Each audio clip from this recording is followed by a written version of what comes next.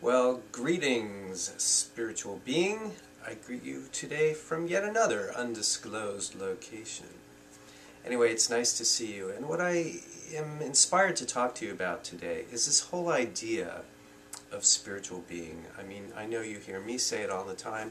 I hear many of you say it from time to time. And I want to just pause this week to ask us to consider really what this means to us, and more importantly, how it affects how we move through life.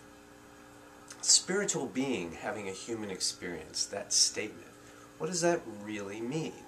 For me, it means that there is far more going on than what's going on.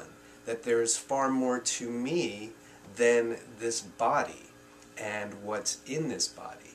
That there's a part of what's in this body and a part of what animates me is spiritual, is beyond this physical thing, this life, this body, this experience. And it is the part of us that is, in the most general sense, connected to spirit, that is the same thing as spirit. It's that energy, that vibration that lives in us and in which we live. Now, I think it was, and we all know I'm no Christian scholar, I think it was Jesus who said to be in the world, not of it. That to me is exactly the same thing as taking the perspective of the soul and choosing, choices abound, to live one's life from it. To live one's life from the perspective of the soul. And then what does that do for us? What does that do to us, perhaps? What is life like when we choose that perspective? Now, to me, again, in the most general sense, it means that there's always more going on than just what's going on. It means that every problem, challenge, frustration, issue, concern that we have is not just that concern, that it's something more than that. It's always something more than that. And oftentimes something far simpler than what we think it is. We think that a terrible car accident in which we are injured and other people are injured and arms are broken and repaired and legs are broken and repaired and operations and surgeries occur to repair internal organs, and we think the trap is that we think that that is the beginning, middle, and the end of everything. When we take the perspective of our souls, we see so much more. We see that there is purpose in everything that went on. For the individual people who were affected by the circumstance, for the group of people who were affected by the circumstance as a unit, and on and on and on and on. So me, in that situation, with whatever journey that I needed to take, there's going to be something in it for me. And it need not be some horrific physical accident like I'm talking about. It could just be an issue that I'm having with a friend or a colleague. But what's going to be interesting when I take the perspective of my soul is that the issue that I'm having with my friend or my colleague or my spouse or my partner or my parent or my child or on and on and on, that when I step back and look, I'll probably start to see a pattern. I'll see that, you know what, I kind of keep recreating similar circumstances.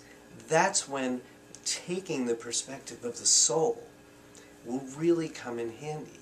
To know that there's always more going on than what's going on. The concept, we are here for a reason, is what really helps here.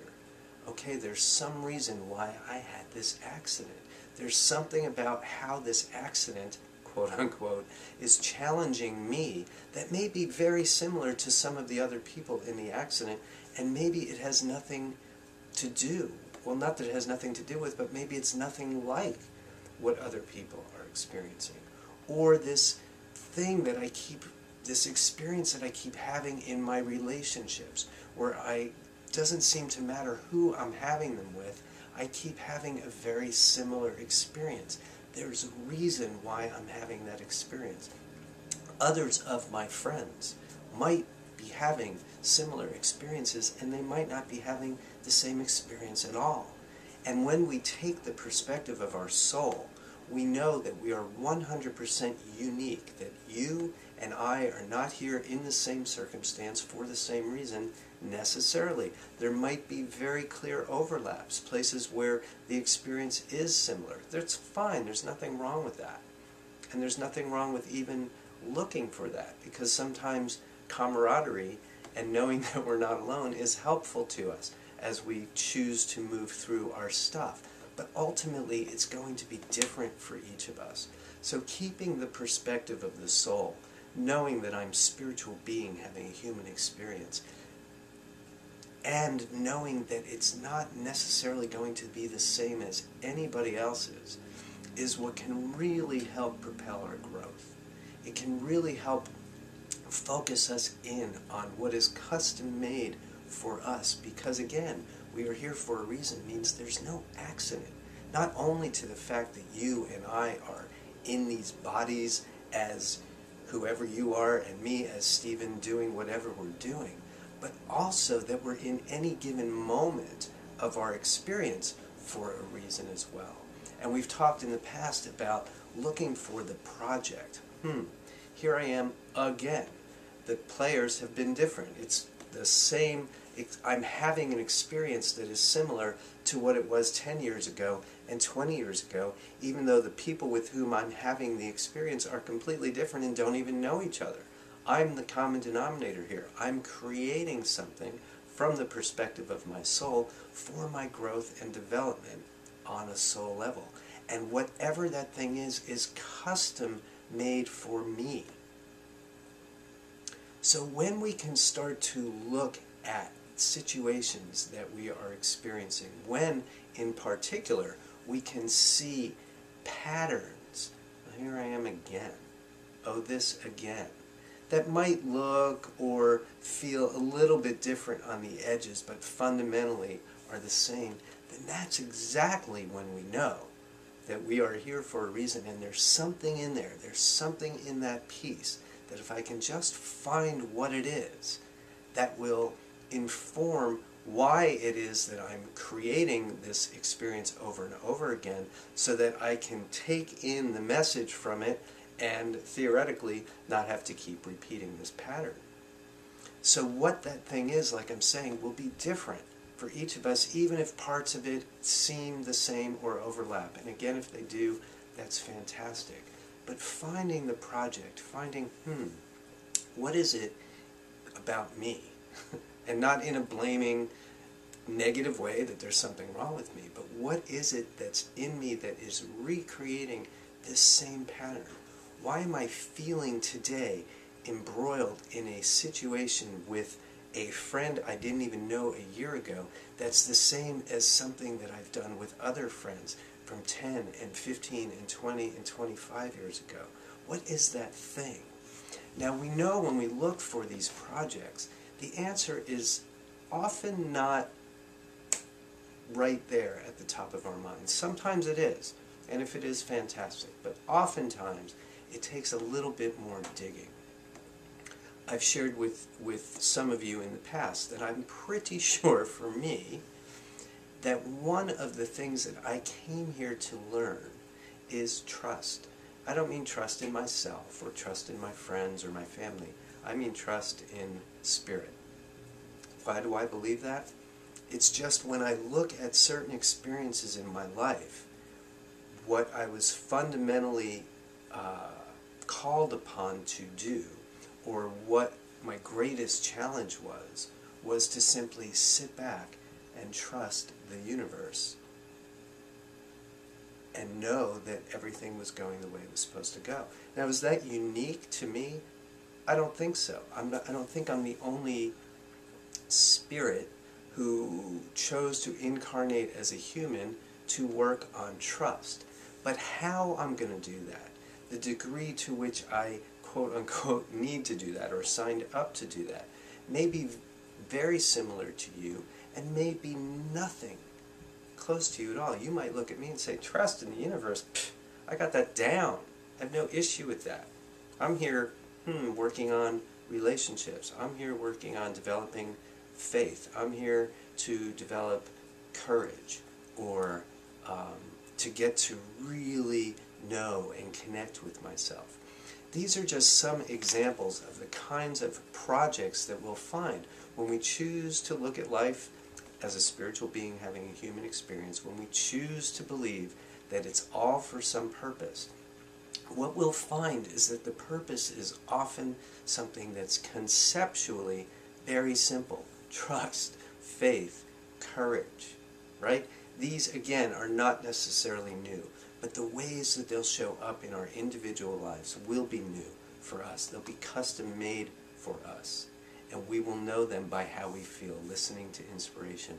Yeah, I'm not with Stephen. I'm not here to work on trust, but I'm here to work on courage, because I can look back 10 years ago and 20 years ago and 30 years ago at my greatest challenges and what was called upon, not what was called upon for me, but what I was called upon to be in those situations was courageous.